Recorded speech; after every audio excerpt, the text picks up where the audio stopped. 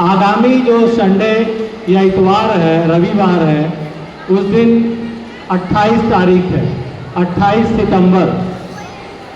28 सितंबर को विश्व rabies day मनाया जाता है, विश्व रेबीज दिवस। 22 से लेकर के 28 सितंबर तक विश्व रेबीज सप्ताह भी मनाया जा रहा है। बच्चों, हम आज आपसे रेबीज के बारे में बात करेंगे कि रेबीज क्या है।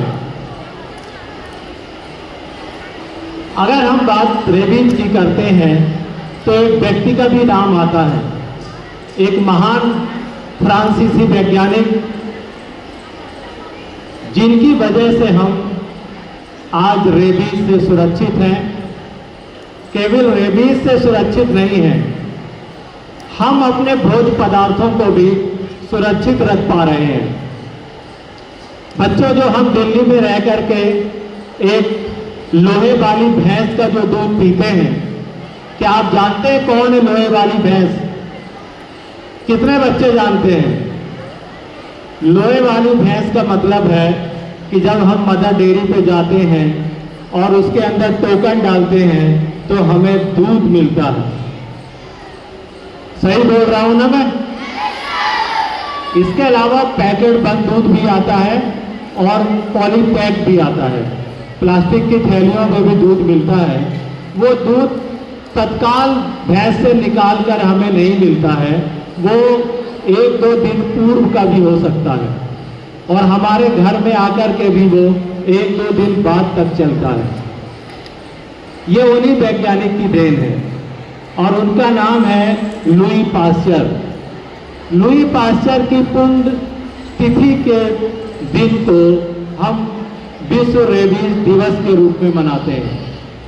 लुई पास्चर ने एक साइंटिफिक पद्धति निकाली जिसको पास्चराइजेशन या पास्चुरीकरण कहते हैं, जिसमें पदार्थ को अचानक गर्म करके और अचानक ठंडा कर दिया जाता है, जिससे उसके अंदर मौजूद जो सूक्ष्मजीव और बैक्टीरिया हैं उनकी मृत्यु हो जाती है और पदार्थ लंबे समय तक सुरक्षित रहते हैं। केवल उनकी इतनी ही देन नहीं है, इसके अलावा उन्होंने रेबीज की बीमारी का पहला टीका भी बनाया था। तो बच्चों, रेबीज है क्या? रेबीज एक जानलेवा बीमारी है जिसका इलाज पूर्णतः संभव है। ये रेबीज मनुष्यों के अंदर कैसे आती है? बच्चों, ये बीमारी हमारे अंदर जानवरों के काटने से आती है और विशेषकर जो कुत्ते होते हैं, अगर ये हमें काट लेते हैं तो पूरी संभावना रहती है कि हमारे शरीर में भी रेबीज के वायरस उत्पन्न हो सकते हैं, क्योंकि उसकी सलाइवा या लार के माध्यम से ये हमारे शरीर में प्रवेश करते हैं।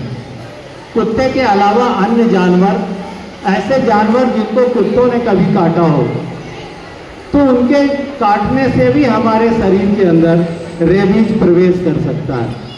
तो हमें क्या करना चाहिए? बच्चों, अगर किसी जानवर ने काटा है, विशेषकर अगर कुत्ते ने काटा है, तो हमें क्या करना है? हमें अपने घाव को तुरंत साफ करना है। और किस तरह साफ करना है? बहते हुए पानी से 10-15 मिनट और साबुन लगा करके उसको अच्छी तरह से धोना है। बच्चों, कई बार हमारा स्वभाव होता है कि जब हमें कट लग जाता है, ब्लड निकलता है, तो हम उसे रोकने की कोशिश करते हैं, लेकिन जानवर के काटने के केस में ऐसा न करें। जो रक्त बह रहा है उसे थोड़ा बह जाने दें और उस पर पानी डाल करके उसे और बहा दें, साथ में साबुन लगा करके उसे और धो दें, जिससे कि जो रेबीज के वायरस हैं वो अंदर तक प्रवेश न कर पाए। और क्या करना चाहिए? एंटी रेबीज क्लिनिक पे हमें जाना है, डॉक्टर से मिलना है, जो रेबीज के इंजेक्शन लगते हैं, जो मेडिसिन है, वो हमें लेनी चाहिए। इसके अलावा देखिए, हमारा देहाती इलाज होता है कि हम उस पर नमक लगाते हैं, मिर्च का लेप कर देते हैं, तेल रगड़ देते हैं। तो हमें शुरुआती समय में ये सब नहीं करना चाहिए। इसका जो डॉक्टरी इलाज है, हमें उस इलाज को करना है। और क्या करना है, जो हमारे घर में पालतू जानवर हैं, कुत्ता बिल्ली और दूसरे इस तरह के जो जानवर हैं, उनका भी समय समय पर टीकाकरण कराना चाहिए। कुछ और बातें हैं बच्चों इसके संदर्भ में जो हम आपसे करते हैं। ये है क्या, रेबीज एक वायरल संक्रमण है जो मनुष्य और जानवरों में हमेशा ही घातक होता है। रेबीज के सामान्य वाहक कौन है, यानी कि रेबीज के वायरस एक जगह से दूसरी जगह कैसे पहुंच सकते हैं, इसमें ज़्यादातर जो कुत्ते हैं और जो बिल्ली हैं इनके माध्यम से पहुंचते हैं। हमें इन जानवरों से सुरक्षित रहना है और ये कोशिश करना है कि हमें ये काट ना पाए, हमारे शरीर के अंदर ये अपने नाखूनों से भी खरोच उत्पन्न न करने पाए। संक्रमित जानवर के काटने से यह संक्रमण फैलता है और ज़्यादातर मामलों में मनुष्यों में यह बीमारी कुत्ते के काटने या उसके द्वारा खरोचने से होती है और ये बीमारी 90% से भी ज़्यादा इनके द्वारा हमारे शरीर में आती है।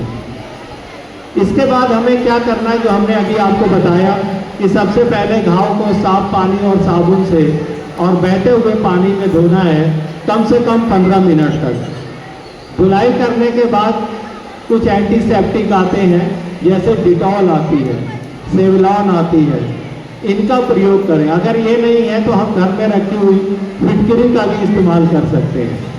बच्चों, रेबीज का टीकाकरण भी होता है। रेबीज के टीके लगवाए जाते हैं जो हमें तत्काल ही इन टीकों को लगवा लेना चाहिए।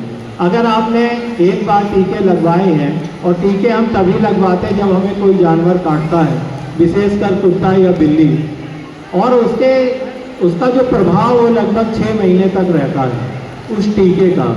अगर टीके एक बार हमारे लग गए हैं तो उस 6 महीने के अंदर अगर वो जानवर दोबारा काटता है तो हमें दोबारा उन इंजेक्शन को लगाने की ज़रूरत नहीं पड़ती है।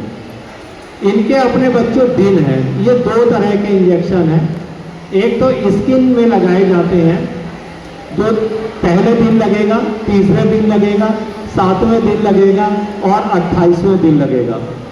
इसके अलावा मस्कुलर हैं, मांसपेशी में लगाए जाते हैं, जो कि विशेषकर जो हमारी जांघ होती है उसमें बाहर की तरफ या फिर हमारा जो कंधा होता है उसकी मांसपेशी पे लगता है।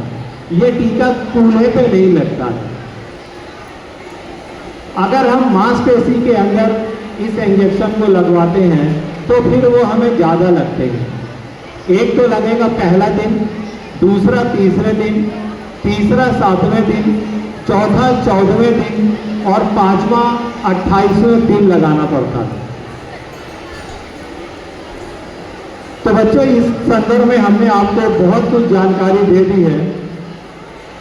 हम चाहेंगे कि ये जो हमारे पास पंपलेट है हम इनको बोर्ड पे लगा देंगे, आप वहाँ पर जाकर के इनको देखिएगा और अधिक जानकारी प्राप्त करिएगा। उस पर एक वेबसाइट भी है, आप वहाँ से भी इनकी जानकारी प्राप्त कर सकते हैं। धन्यवाद।